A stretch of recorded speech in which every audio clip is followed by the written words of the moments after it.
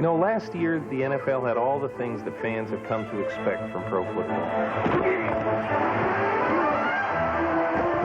In all professional sports, I don't think anything quite compares to the spectacle of the NFL.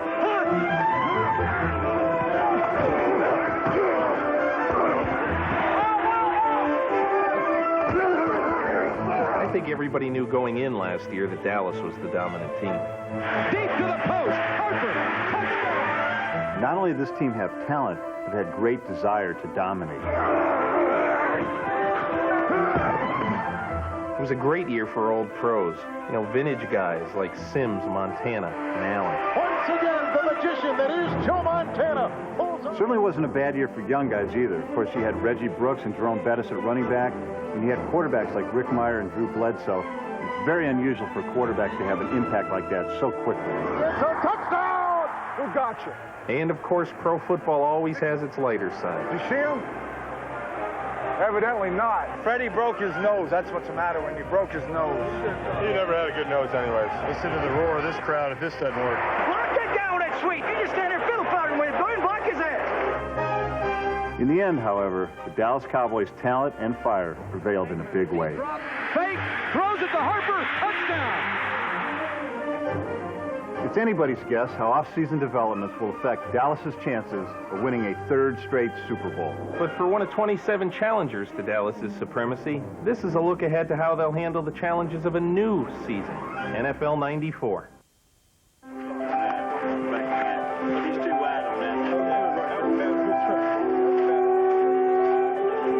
The future of the Washington Redskins now lies in the hands of new head coach Norv Turner, who has accepted the challenge of carrying on this team's winning tradition. Turner will expect only the best, but he knows that to succeed, his players have to love the game. You start by trying to make the whole process, the whole game enjoyable. I know each day I go out on the practice field, that's my favorite part of the day. You get to be out on the field 2 hours and working on things you enjoy doing, then you're having fun. If our football team approaches this thing in a manner they want to have fun, they want to enjoy themselves, we'll get better, and then it'll show up when we play on Sundays. One of the Redskins' leaders on game day will be rookie quarterback Heath Shuler. While at Tennessee, the Redskins' top draft choice passed for 36 touchdowns, threw only 12 interceptions, and ran in for 14 more scores. Rookie quarterbacks face a rough road in the NFL, but Shuler is ready to play. I think the obvious is to first be a team leader and get your team in a situation to score and win. And everything else will take care of itself. The pressure you have to handle within yourself, and you just got to go out and give it all you possibly can. 550! Hut, hut!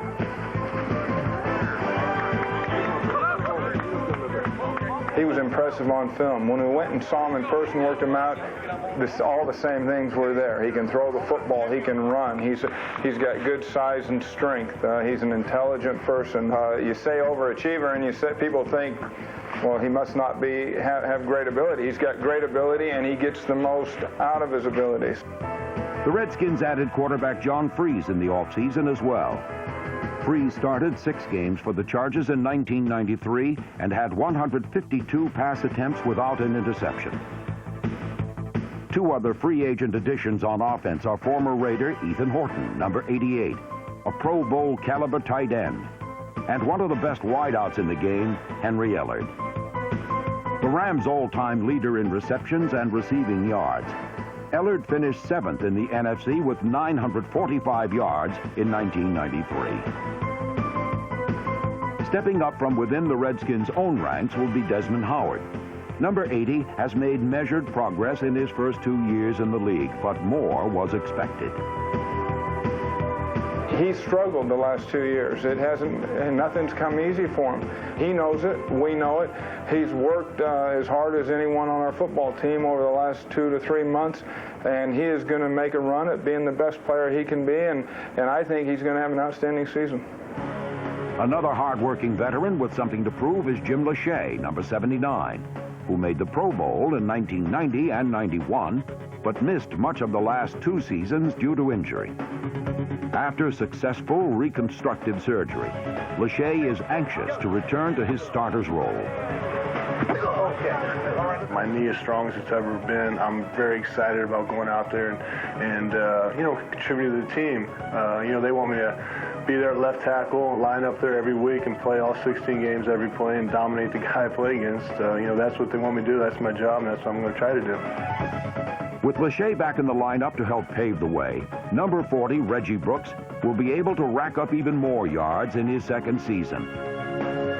Brooks totaled 1,063 rushing yards in 1993, an impressive accomplishment for a rookie.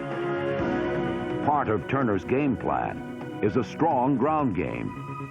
I like it when a team runs a football. I think people perceive a guy who's been involved with quarterbacks and receivers, someone that always wants to see the ball being thrown up the field and big plays, but the toughness of running the football, stopping the run is key to any good football team, and hopefully our team will have that. And off Brooks, up over the left tackle spot, breaks it across the 20 to the 30. He's gone, if anybody can catch him. He's at the 40, the 30, the 25. Touchdown, Washington Redskins. Key to the success of the defense in 1994 will be players like Sterling Palmer, number 97, who also put on a strong performance as a rookie. After moving into the starting lineup week 7, Palmer finished third on the team with 4.5 sacks and totaled 62 tackles. In the defensive backfield, cornerback Tom Carter, number 25, didn't look much like a first-year man either, as he tied for second in the NFC with 6 interceptions. Cornerback Darrell Green, number 28, brought his career interception total to 34 and intends to continue to provide veteran leadership for the Redskins. I think the biggest thing in terms of leadership in football is done on the field. When you're making plays, when you're enthusiastic about what you're doing, when you're enthused about practice, which sometimes can be hard to do, when you believe in the system, when you support the staff, and when you make the thing work, then other players look at that, and that in itself is the best leadership you can ever do. A new addition to the Redskins is the Cardinals' number 56, Ken Harvey, who led his team in sacks with 9.5 in 1993. Harvey joins the Redskins' number 55, Andre Collins, who totaled 6 sacks and 1 interception last season. With players like these, the 1994 Redskins are ready to continue the tradition of excellence this team has come to represent. Every player, rookie and veteran alike, is already working hard to achieve the level of success Redskin fans and the NFL are accustomed to from Washington. The next chapter for the Redskins is just beginning, but it follows an impressive 62-year history. The Redskins were founded by George Preston Marshall in Boston in 1932, and at first were called the Braves. Renamed the Redskins in 1933, they garnered rave reviews, and in only their 5th season, earned a trip to the 1936 championship game. While the Redskins lost to the Packers, the franchise had proved to be a winner, and in 1937, Marshall moved his club to Washington.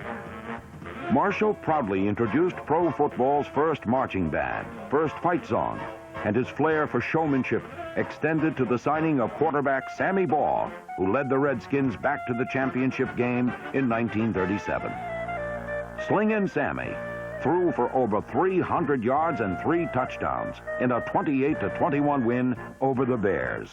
Chicago turned around and overwhelmed Washington 73-0 in the 1940 championship. But 2 years later, the Redskins would have revenge and another world title by beating the Bears 14-6. In 1950, the Redskins started to televise their games, and fans were able to watch their football heroes from their living rooms. Players like quarterback Eddie LeBaron, running back Charlie Choo-Choo Justice, and number 41 Billy Wells, whose 88-yard touchdown run in 1954 is still a team record. In 1961, the Redskins moved into D.C. Stadium. And in their first season in their new home, halfback Dickie James, number 47, explored the new turf in frenzied fashion. His 4 touchdowns in a single game that year is a team record that has been tied, but never broken. Future Hall of Famer Bobby Mitchell, number 49, was another star of the 60s, totaling over 2,800 receiving yards in his first 2 seasons in Washington.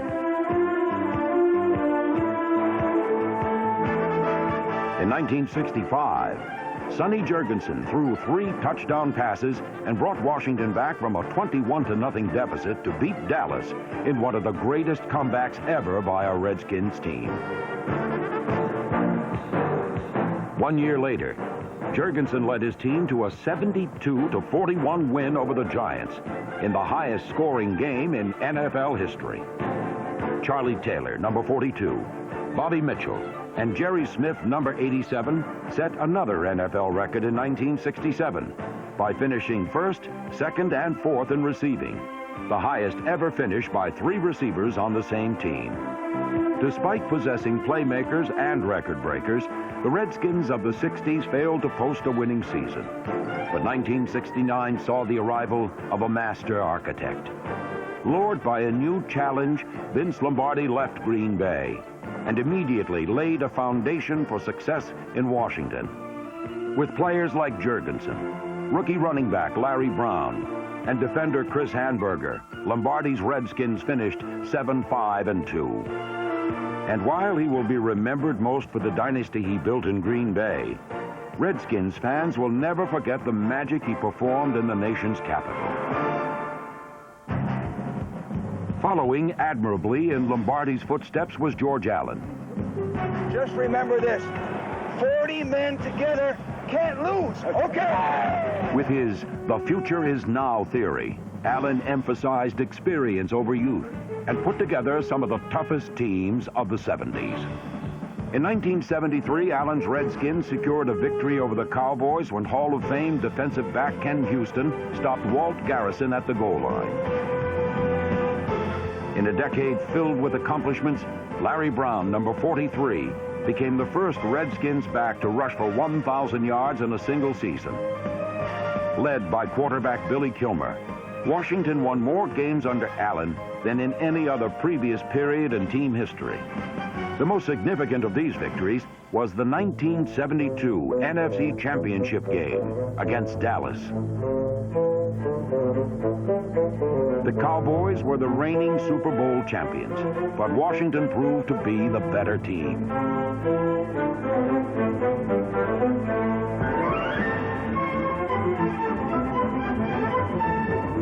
In what was becoming one of the most bitter rivalries in professional football, the Redskins trounced the Cowboys 26-3 to earn a trip to Super Bowl VII.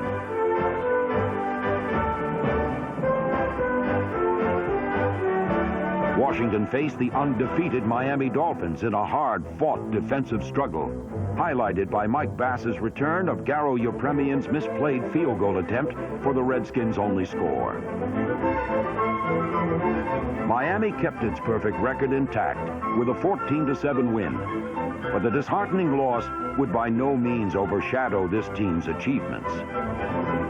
Allen instilled a high school spirit in a group of grown men, and the Over-the-Hill Gang recorded 7 consecutive winning seasons, a franchise record.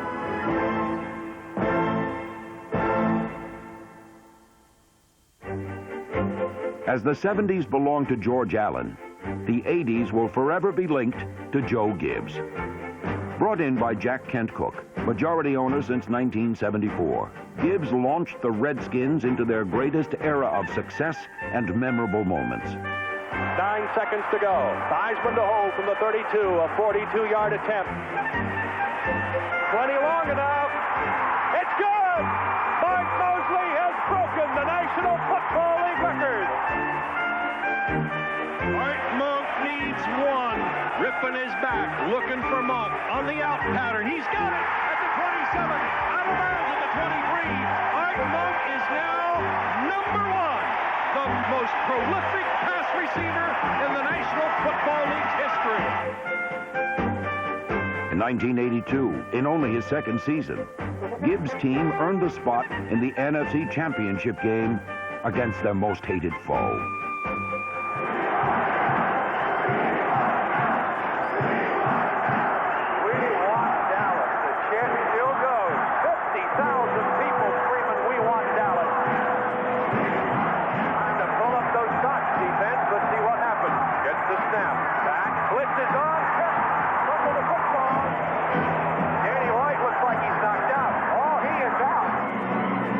The Cowboys never stood a chance against a Redskins team with their sights set on victory, and the cheers of their fans reverberating throughout RFK. Make the door set.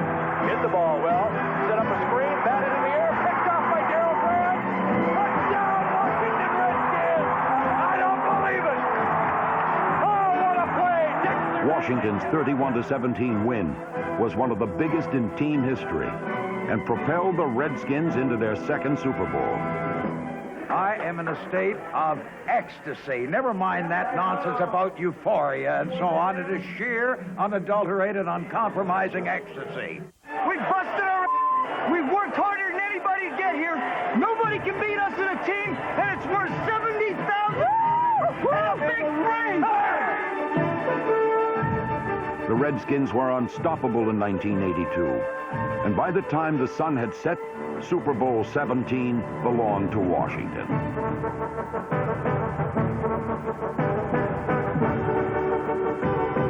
Here comes the diesel. Here comes the diesel.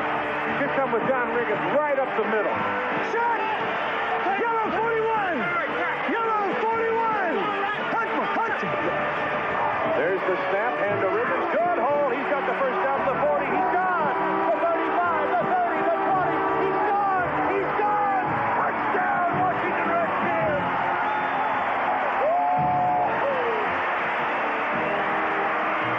That, gentlemen, may be the nail in the coffin. No question, it is the nail in the coffin. With a 27-17 victory, the Redskins had earned the title World Champions. The Redskins followed their Super Bowl year with another NFC championship and continued their winning ways with 10 or more victories in 5 straight seasons. Washington was a boomtown of football talent, and in 1987, the Redskins returned to the NFL's greatest game.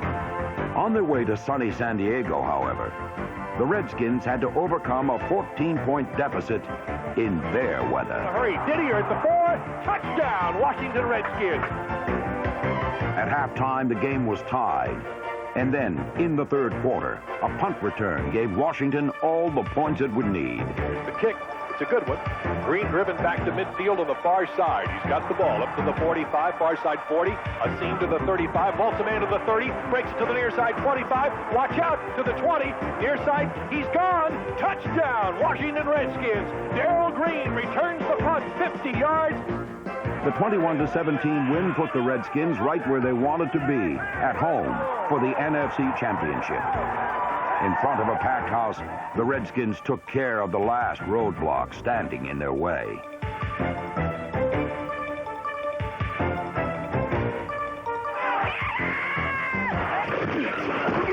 Back is Williams, looking right. Fires it into the end zone. Touchdown, Washington Redskins. 1 down to the Super Bowl. Fourth down and 4. Wilson takes the snap, looking left, throws it into the end zone, batted away, incomplete. Redskins are going to the Super Bowl. The Washington Redskins for the National Football Conference champions.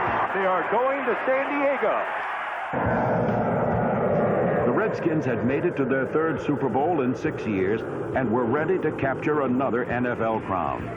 The Broncos took an early 10-0 lead, but Washington countered with an offensive explosion never before seen in a Super Bowl. Play action fake. Williams going up top. Got Sanders on the fly at midfield. He's gone unless they can catch him. Touchdown, Washington Redskins. Doug Williams threw for 340 yards and 4 touchdowns, earning Most Valuable Player honors, as the Redskins seemed to score at will in the second quarter and set no less than 20 new Super Bowl records.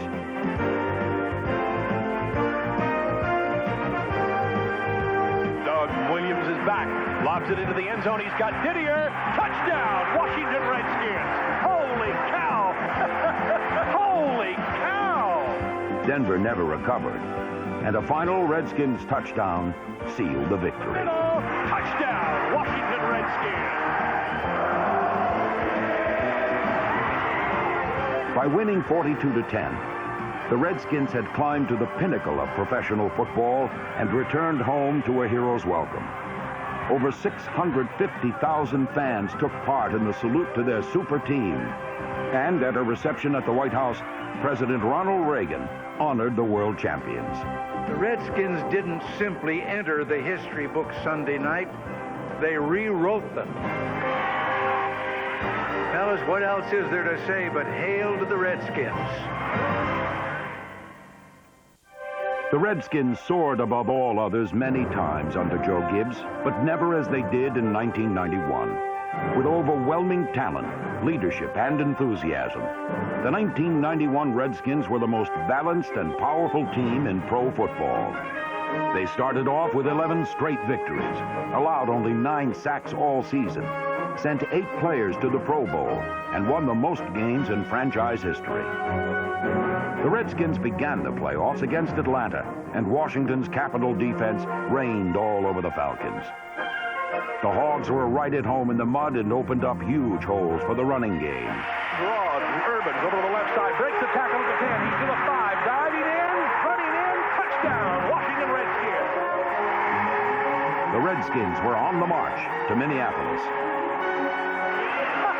The seat cushions all going out on the field, and they're showering the field with them. Ain't no tomorrow. This is it. This is bigger than the Super Bowl. Because if you lose today, you don't go. The Lions were no match for Washington, and the Redskins won easily, 41-10.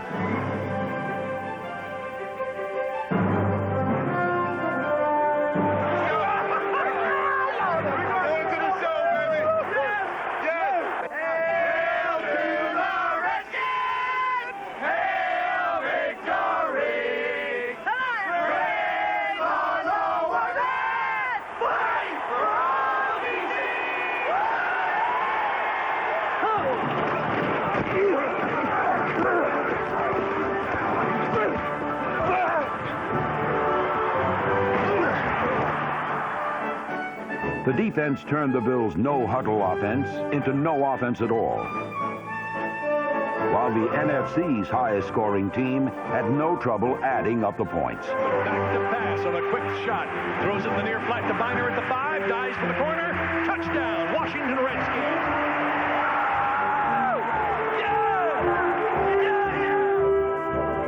This Redskins team had led from September through the Super Bowl and never strayed off course.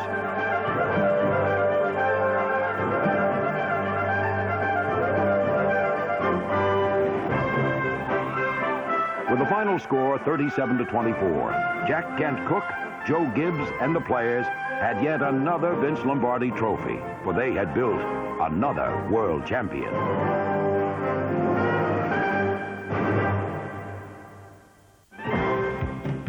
In the 75-year history of the NFL, the Redskins have emerged as one of the league's elite, thanks to the vision, commitment, and leadership of founder George Preston Marshall and owner Jack Kent Cook. The coaches and players of the past serve as inspiration to the Redskins of today. The great tradition of this football team was a big part of the reason I wanted to be here. And the things that players who are still here have accomplished, players that were here in the past have accomplished. And I think it sets a nice tone for young players and feeling a part of that and knowing that they're capable of doing the same things.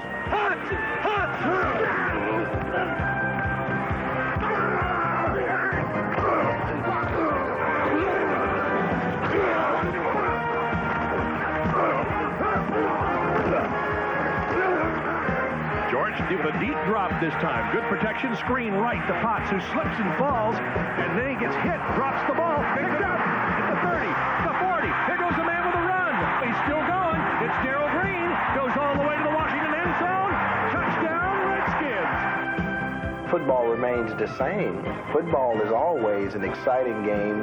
Here in Washington, it's always been that way. Even way back, it's been that way. And I would say that for the fans, come to the games just like you've always come and expect what you've always seen. That's how we won in the past. That's how we'll win in the future. The Redskins have won 5 NFL championships, 3 Super Bowls, and sent 18 representatives to the Hall of Fame. And the fighting spirit that enabled this team to be so successful lives on. In 1994, the Redskins intend to prove to their fans and the rest of the league that their winning tradition continues. On the eve of the NFL's 75th anniversary season, here's a profile of a man whose contributions to the game will never be forgotten. Super Bowl MVP, Doug Williams of the Washington Redskins. First black quarterback to start a Super Bowl, the first black quarterback to win a Super Bowl. I hope he puts to bed once and for all about the black athlete in professional football. To reach Pro Football's summit, Doug Williams had to travel a path laden with obstacles. His valiant journey began in 1978 when the Tampa Bay rookie impressed head coach John McKay with his arm strength and the strength of his character. Of course, I've been a Williams fan all along. I've had to listen to a lot of nonsense. And he realizes where he's going in life. He's not a guy who has 2 or 3 Mercedes, has a big hat, 74 girlfriends. He is intelligent. He knows what he wants to do later on in life, and I admire him for it. Relax, Dougie. You did a good job. It was nothing you could do. Nothing you could do. He was all right. Yeah, he just took it too far in, that's all. The young quarterback helped put an ailing expansion franchise on the road to recovery. But that road often seemed like a collision course.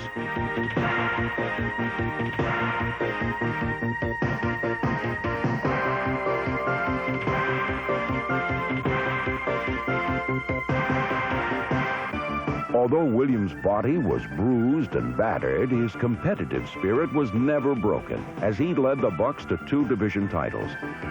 His arm allowed him to rise to the occasion, even when sitting down on the job.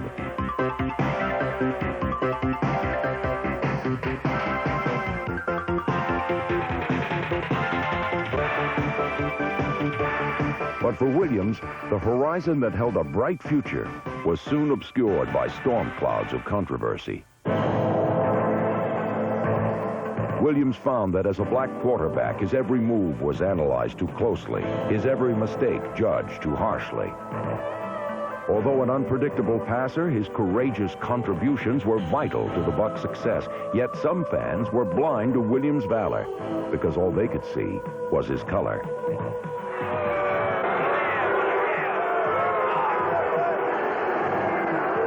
A lot of people are just not ready to accept the fact that a black quarterback is playing in the National Football League. And, you know, it's nothing that you could do anything about, I could do anything about. It's just that a lot of people are just not ready to accept it. Williams was the target of racist taunts and hate mail more brutal than a punishing pass rush. Williams suffered unbearable pain off the field.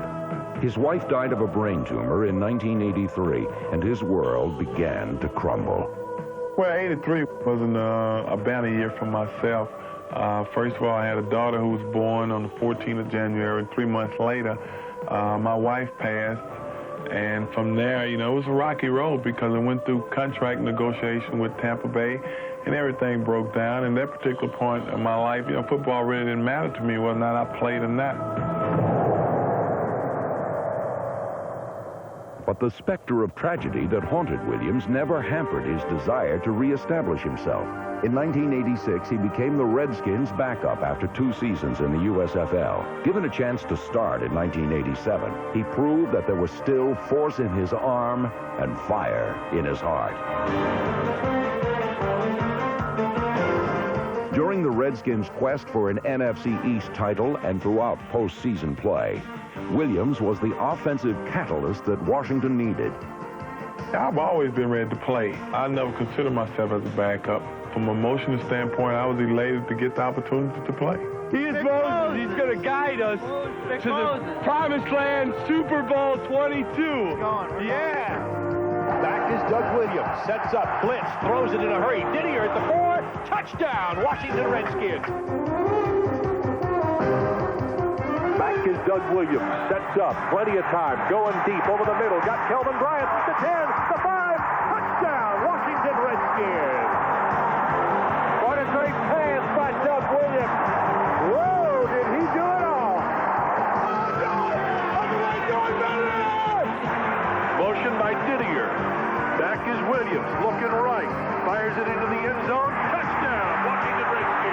Undaunted by the ravages of time, Williams stood on the brink of his finest hour.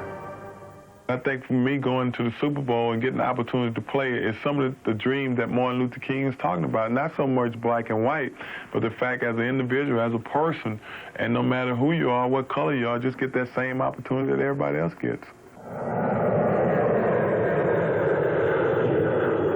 Good afternoon from Jack Murphy Stadium in San Diego, California. The road to Super Bowl 22 stops right here. This afternoon, we're going to play the biggest football game in the history of Western civilization. Or for this year, anyway. The Washington Redskins against the Denver Broncos. On pro football's biggest stage, Williams endured a harrowing first act. During a frustration-plagued opening period, Washington quickly fell behind 10-0. When Williams' leg crumpled beneath him, his dramatic resurgence appeared to have reached a tragic conclusion.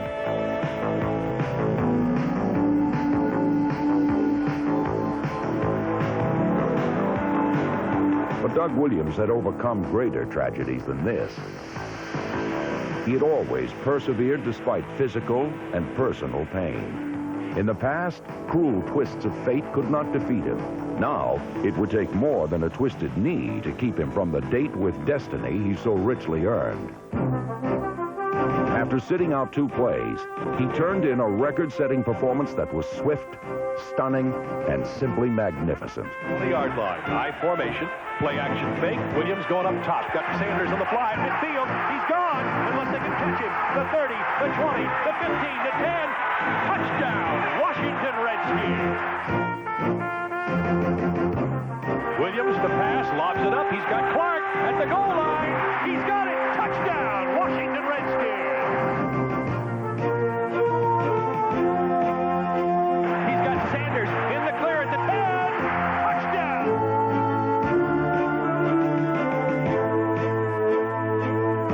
Williams is back. Lobs it into the end zone. He's got Didier. Touchdown. Holy cow. It's 34 points in this quarter.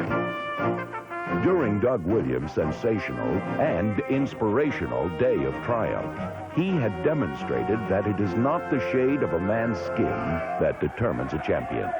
It is the size of a man's heart.